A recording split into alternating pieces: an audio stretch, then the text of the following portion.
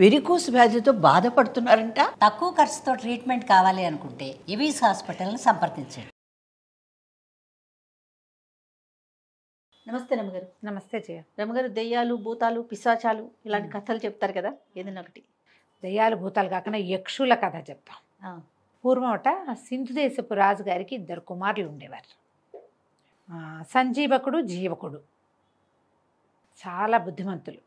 ఇద్దరు సమానమైన పరాక్రమాలు అవి కలిగిన వాళ్ళు. వాళ్ళిద్దరు ముందు నుంచి ఒకే వస్తువుకు పోటీ పడే గుణం కలిగి ఉన్నవాళ్ళు. రాజుగారికి పెద్ద కొడుకైన సంజీవకుడు అంటే ఇష్టం. అతను బాగా యుద్ధ విద్యలు నేర్చినవాడు, సమర్థుడు, తెలివైనవాడు. జీవకుడు కూడా మంచివాడే. ఇతనికి యుద్ధ విద్యలు అవి వచ్చు. కానీ సంజీవకుడు అంత బ్రైట్ కాదు బహుశా. కానీ జీవకుడు చాలా సమయస్ఫూర్తి అవి కలిగినవాడు, తెలివిగా ఉండేవాడు. పెద్ద అబ్బాయి కంటే చిన్న అబ్బాయి తెలివైనవాడు, పెద్ద అబ్బాయి బలశాలి. అయితే వీళ్ళిద్దరిలో రాజుగారికి పెద్ద అబ్బాయి అంటే ఇష్టం. తన తర్వాత రాజ్యానికి వస్తాడని, బాగా యుద్ధ విద్యలు అవి తొందరగా నేర్చుకున్నాడని, అలా కొంచెం ఒక పెద్ద పిల్లల మీద ప్రీతులు కనపడుతూ ఉంటాయి. అవునండి. వీళ్ళకు ప్రధానమంత్రి గారు ఒక ఆయన ఉన్నాడు. ప్రధానమంత్రి గారికి వాసంతిక అని ఒక కూతురు. ఈ అబ్బాయిలు ఇద్దరు వెంటనే 1 సంవత్సరం గ్యాప్తో పుట్టిన వాళ్ళు. వాసంతికి వీళ్ళకంటే కొద్దిగానే చిన్నది, కానీ చిన్నప్పటి నుంచి కలిసి ఉన్నారు. ఈ 2 అబ్బాయిలకి వాసంతికని పెళ్లి చేసుకోవాలని ఉంది. రాజుగారు తేల్చుకోలేకపోయారు, మంత్రి గారు తేల్చుకోలేకపోయారు. ఏమన్నారు, మీలో ఎవరో ఒకళ్ళు ఊరుకుంటే రెండో వాళ్ళకి అమ్మాయి నుంచి పెళ్లి చేస్తానన్నాడు. వాళ్ళిద్దరూ తగ్గేదేలే అన్నారు. తగ్గల. అయితే ఏమైంది, సరే పట్టాభిషేకం చేసే సమయం దగ్గరకు వస్తుంది, వివాహం కావాలి. వివాహానికి ఒక పోటీ పెడదాం అనుకున్నారు. ఏం పెడదాం పోటీ? సరే ఏమన్నారు, కోట గోడెక్కి రాజకుమారులు ఇద్దరు చెరుకో బాణము వేయాలి. ఎవరి బాణం ఎక్కువ దూరం పోయిందో వాళ్ళకి వాసంతికినిచ్చి వివాహం చేస్తారు, పట్టాభిషేకం చేసేస్తారు. సరే అబ్బాయిలు ఇద్దరు బాణం వేశారు. కోట గోడ దాటి రాజవీధులు దాటి పడింది సంజీవకుడి బాణం. యువరాజు బాణం దొరికింది, ఇక్కడ దొరికింది అన్నారు. దూరంగా కనపడింది. జీవకుడు వేసిన బాణం అసలు కనపడలా. అది ఎక్కడికి వెళ్ళిపోయిందో మరి. వెళ్ళిపోయింది కాబట్టి అది దూరం వెళ్ళింది అనుకోవడానికి వీల్లేదు. అది ఎక్కడో పడిపోయింది, కనపడలా. కాబట్టి పోటీ విరమించేసినట్టు, సంజీవకుడే గెలిచినట్టు ప్రకటించేశారు. వాసంతికనిచ్చి వివాహం, పట్టాభిషేకం. ఈ పెళ్ళి పట్టాభిషేకం సందట్లో జీవకుడిని ఎవ్వరూ పట్టించుకోవాలి. ఈ జీవకుడికి ఆశ్చర్యం వేసింది. అన్నయ్య డెఫినెట్గా నాకంటే బాగా వేస్తాడు, నాకు తెలుసు.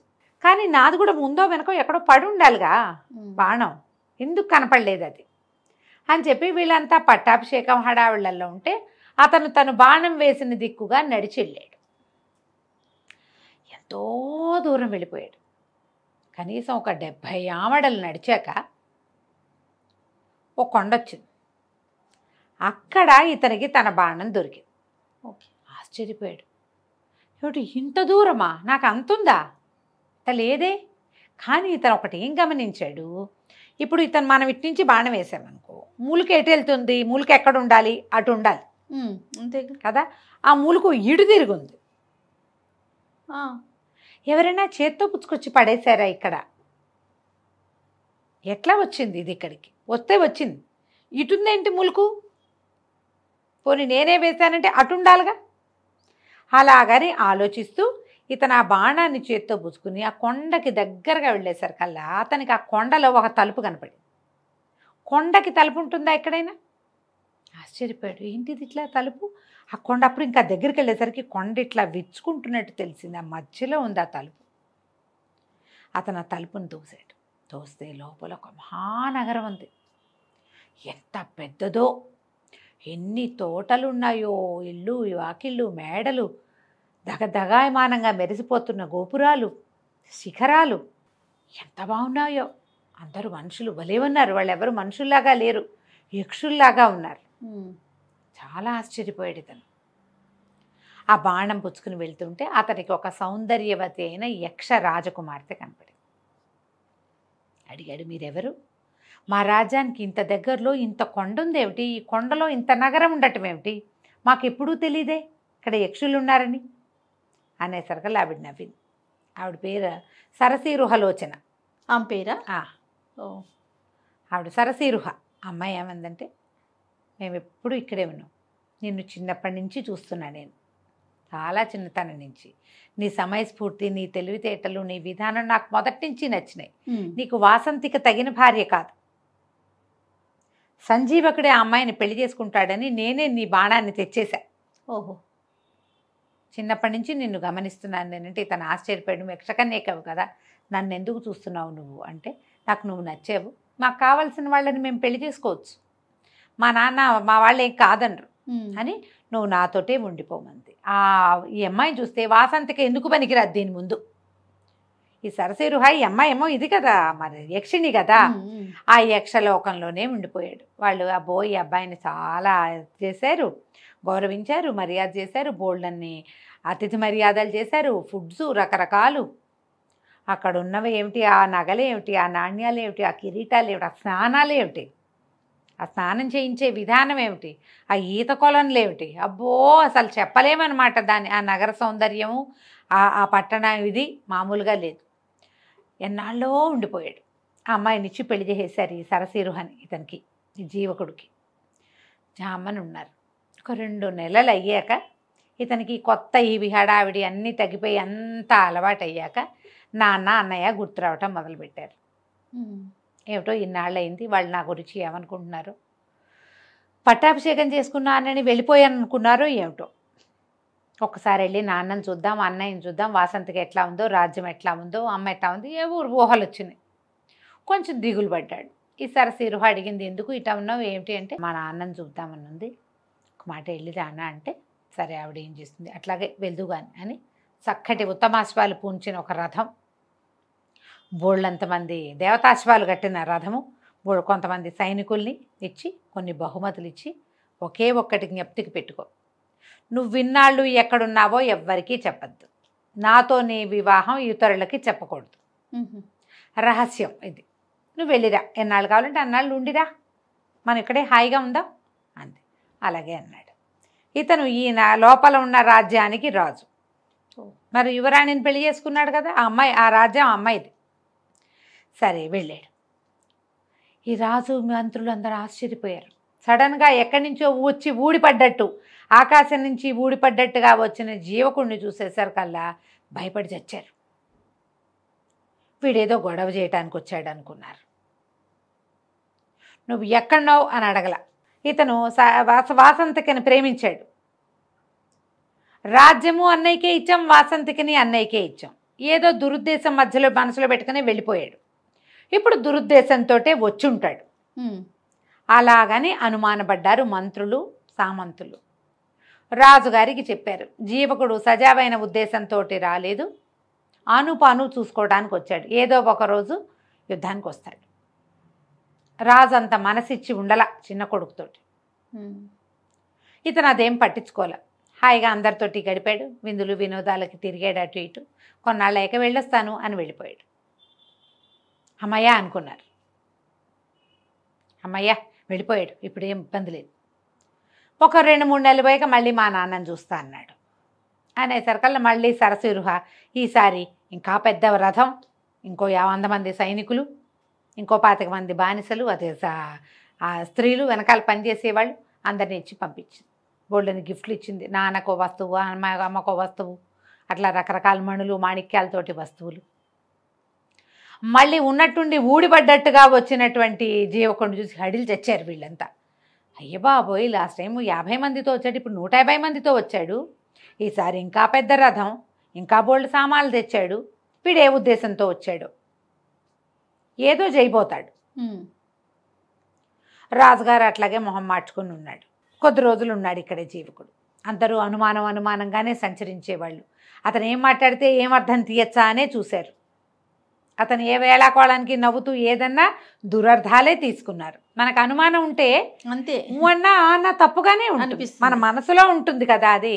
వాళ్ళు మొహం తిప్పితే మూతి తిప్పుకున్నారనిపిస్తుంది, మూతే తిప్పితే మెటికలు విరిచారనిపిస్తుంది. అలాగే మనం ఇలాగే చేస్తాం కదా. అవును. సరే, ఒక 10 రోజులు 20 రోజులు ఉండి జీవకుడు మళ్ళీ బయలుదేరి వెళ్ళిపోయాడు. వీళ్ళు ఊపిరి పీల్చుకున్నారు. రాజ్యంలో వాళ్ళంతా, మంత్రులు, మా సైన్యాధిపతి, రాజుగారు అందరూ ఊపిరి పీల్చుకున్నారు. సరిగ్గా 6 నెలలకి మళ్ళీ వచ్చాడు. ఈసారి పెద్ద సైన్యాన్ని ఇచ్చింది భార్య. మరి ఇప్పుడు ఇక్కడ బలపడుతున్నాం, ఇక్కడ బాగున్నాం, మనం మంది చూపించాలి కదా. పంపించేసరికి అలా పెద్ద అంత వచ్చిన సైన్యాన్ని చూసి హడిలు చచ్చారు వీళ్ళు. కొండ దగ్గర నుంచి వాళ్ళు నడిచొస్తుంటే ఆ రేగిన దుమ్ముకి ఎవరో యుద్ధానికి వస్తున్నారని భయపడ్డారు. తీరా చూస్తే జీవకుడే మామూలుగా వచ్చాడు.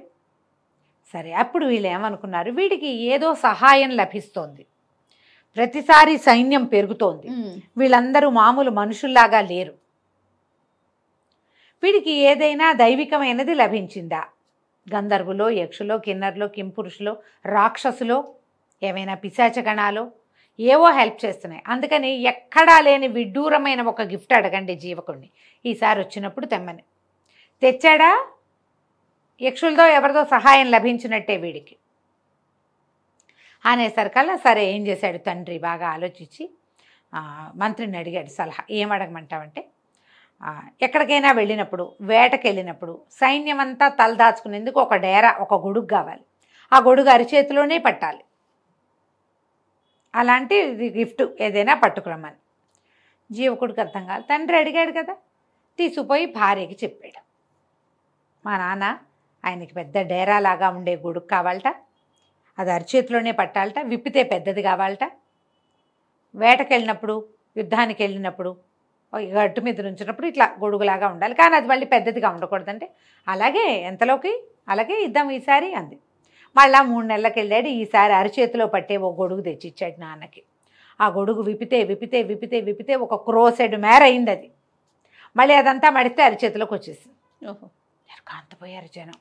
అయ్యో బాబోయ్, ఇంకేమైనా ఉందా, వీడికి యక్షులదే సహాయం లభించింది, ఏదడితే అది చేసేస్తున్నాడు, వీడు అడిగితే చేసేస్తున్నాడు, రేపొద్దున ఉట్టుడియంగా వచ్చి పడిపోతాడు, రాజ్యం లాగేసుకుంటాడు.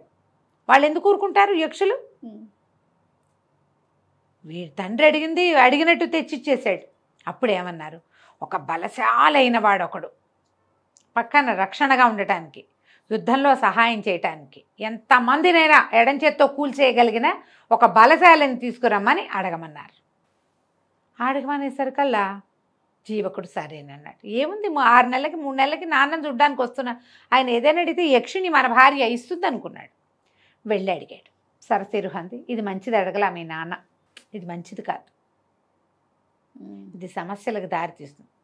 కానీ మా నాన్న అడిగాడు కదంటే, అలాంటి మనిషి ఉన్నాడు, మా అన్నయ్యే, కానీ అతను ఉద్రేకి, అతనితో పని ఎలా అవుతుందో మనకు తెలియదు, మీ నాన్న అడిగాడు కాబట్టి పంపిద్దాం అని చెప్పి జీవకుడు ఇక్కడే ఉన్నాడు. ఈ సరసిరుహ వాళ్ళ అన్నయ్య ఒక మహాయక్షుడిని ఒకడిని పంపించారు.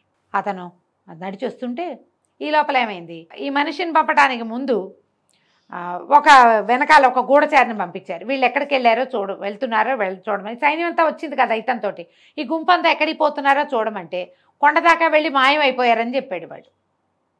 కొండలో తలుపు ఉంది, జీవకుడు చూశాడు. కాకపోతే సరసిరుహకి ఒక పద్ధతి ఉంది, ఆ అమ్మాయి ఎవరికి అది చూపించదలుచుకుంటే వాళ్ళకే ఆ తలుపు కనపడుతుంది. జీవకుడికి చూపించదలుచుకుంది కాబట్టి చూపించింది, సైనికుడికి చూపించదలుచుకోవాలి, వాడెవడో ఆవిడకి తెలియదు, జీవకుడు వస్తున్నాడని తలుపు చూపించింది. ఇక్కడ ఆవిడ ఆసక్తి లేక, ఆవిడకి తెలియక ఈ తలుపు వాడికి కనపడలా. వాళ్ళు ఆ తలుపులోకి వెళ్ళటాన్ని వాడు మాయమైపోవటంగా భావించాడు. అంటే గ్యారంటీగా యక్షులదే సహాయం. ఎప్పుడో ఒకరోజు రాజ్యాన్ని కబళించేస్తాడు జీవకుడు. యక్షులు వచ్చి మన రాజ్యంలో పేటేసుకుంటారని నమ్మారు వాళ్ళు. అందుకని ఈ మహాకాయుడిని అడిగారు. ఈ మహాకాయుడిని వీళ్ళు పంపించారు. అతను భూమి అదిరేలాగా అడుగులు వేస్తూ దాదాపుగా ఒక 14 అడుగుల ఎత్తు, ఆ ఎత్తుకు తగిన లావు, ఓ 15 మంది 20 మంది బలాఢ్యులైన వాళ్ళు మాత్రమే ఎత్తగలిగిన ఒక పెద్ద గదని భుజం మీద వేసుకుని వెళ్ళాడు. భూమి ఎదిరిపోయేలాగా అడుగులు వేసుకుంటూ రాజుగారు ఎదురుకుండా నుంచినసరికి ఈ వెళ్తూ ఉంటేనే జనాలు హడిలిపోయి, కొంతమంది కళ్ళు తిరిగి పడిపోయి, కొంతమంది వాంతులు చేసేసుకుని గందరగోళ పడిపోతున్నారు రాజ్యంలో అంతా. అతను నడుస్తుంటే భూమి అదిరిపోతుంది. 12 అడుగులు వాడు నడిస్తే అటాగే ఉంటుంది కదా. మరి వెళ్ళి పెద్ద ఉరుము లాంటి గొంతుతో ఆజ్ఞాపించండి, ఏం చేయమంటారు అనగానే రాజు ఉణికిపోయాడు. నోట్లోంచి మాట రాల. ఇతనికి ఏం చెప్పారు, వాళ్ళు అడిగింది చేయమని చెప్పారు, ఏమి అడగటల్లా వాళ్ళు ఉణికిపోతున్నారు. ఒళ్ళు మండిపోయింది మహాకాయుడికి. ఒళ్ళు మండటం ఏమిటి, అక్కడి నుంచి చేతిలో ఉన్న గద రెండో చేత్తో మార్చుకొని రాజుగారిని నెత్తి మీద ఏమి ఆజ్ఞాపించడం ఏమిటి అని ఒక మొటికాయ ముట్టాడు. కుప్పకూలిపోయాడు రాజు, నేల కతుక్కుపోయాడు. అంతే. ఇహ ఒకటే దెబ్బ. అది ఆయన పెద్ద సభ తీర్చున్నట్టుగా సభలో వాళ్ళంతా హాహాకారాలు చేయగానే ఏమిటి మీ గోల అని గదబెట్టి ఇట్ట అన్నాడు. అనగానే మొత్తం అంతా పక్కకి కూలిపోయి మొత్తం జనం అంతా పోయారు. ఎవరు లేరు జనం సభలో. యువతల వెనకాల నుంచి చూస్తున్న వాళ్ళు ఉన్నారు. వాళ్ళంతా కేకలు పెట్టారు, శరణు శరణు శరణు అని అరిచారు. అరిస్తే ఇతను ఏమన్నాడు, ఈ రాజుకు సహాయం చేయమని మా మావమరిదైన జీవకుడు నన్ను ఇక్కడికి పంపించాడు. రాజుకి అడగటమే రాదు, అతను నశించాడు. అతని వెనకాలన్న జనమంతా పోయారు. ఇప్పుడు రాజు లేడు. అరాచకమైన ఈ రాజ్యానికి మా బావమరిదే రాజు. ఆయన వచ్చి రాజ్యాన్ని స్వాధీనం చేసుకుంటాడు. అప్పటి వరకు ఇది జీవకుడి రాజ్యంగానే చలామణి అవ్వాలి అని చెప్పి వెనక్కి తిరిగి వెళ్ళిపోయాడు. జరిగిందంతా విని జీవకుడిని ఎత్తి బాదుకుండా అయ్యో మా నాన్న అని. ఏమై చెప్పింది సరసీరుహ, మీ నాన్న అందుకు పోలేదు. వాళ్ళకి ముందు నుంచి అనుమానమే నువ్వేం చేస్తావు అని. వాళ్ళ అనుమాన పిశాచే వాళ్ళని చంపేసింది. గొడిగడిగా ఉంచుకోవచ్చుగా. నువ్వు 10,000 మంది సైన్యాన్ని తీసుకెళ్ళావు, నీ 10,000 మందిని నా దగ్గర ఉంచమని అడగచ్చుగా మీ నాన్న. నువ్వు ఆ 10,000 మందితో ఏం చేస్తావో అనుకున్నాడు. ఇప్పుడు ఒక బలాఢ్యుడైన మనిషిని అడిగి వాళ్ళ చావు వాళ్లే కొని తెచ్చుకున్నారు. ఇక చేసేదేం లేదు, పద మన రాజ్యానికి వెళ్ళి మనం ఏలుకుందాం అని చెప్పి అయిపోయింది. ఇప్పుడు రాజ్యానికి ఆ రాజుగారికి రెండో పక్కన పెద్ద కొడుకు కోడలు అందరూ కూర్చున్నారు. మొత్తం అంతా పోయారు గుంపంతా, ప్రధానమంత్రితో సహా. వెనక నుంచి ఊళ్ళో నుంచి నడిచొచ్చి ఇతన్ని చూసిన వాళ్ళు మాత్రమే బతుకున్నారు, అంటే ప్రజలు ఉన్నారు. సంజీవకుడు సరసీరుహ ఇద్దరు వెళ్ళి ఆ రాజ్యాన్ని వశం చేసుకుని సింధు రాజ్యాన్ని వాళ్లే హాయిగా పరిపాలించారు. తర్వాత కాలంలో యక్షులు ఆ రాజ్యంలో తిరుగుతూ ఉండేవాళ్ళు. ఎవరినైనా సరే వాళ్ళ అనుమానం భయపెట్టినట్టుగా నిజం భయపెట్టదు. అవును, నిజం సామాన్యంగా ఉంటుంది, అది నిప్పులాంటిదే. దాన్ని హ్యాండిల్ విత్ కేర్ సరిపోతుంది. అనుమానమో బడబాగ్ని, దాన్ని హ్యాండిల్ చేయలేం. ఎందుకంటే నీకు ఏం చేసినా అనుమానంగానే ఉంటుంది, రగులుతూనే ఉంటుంది, ఎప్పుడూ రగులుతూనే ఉంటుంది. నువ్వు అదే నీ దగ్గర చిన్న అగ్ని ఉంది నిజం, దాన్ని ఒక చిన్న ముంతలో పెట్టి కూడా నువ్వు కాపాడచ్చు. కరెక్ట్ అండి కదా, దాన్ని మనం ఏం చేయలేం, అదేం చేయదు మనని, అది మనని కాల్చదు, చక్కగా ఉంటుంది, మనం సంరక్షించాలంతే. అనుమానం ఏంటంటే అటటట పెరిగిపోతూ ఉంటుంది. ఆ పెరిగిపోయేది చివరికి మనం చంపేస్తుంది కదా, కంచికి మనం ఇంటికి. చాలా బాగుంది రమ్మగారు. నమస్తే. నమస్తే.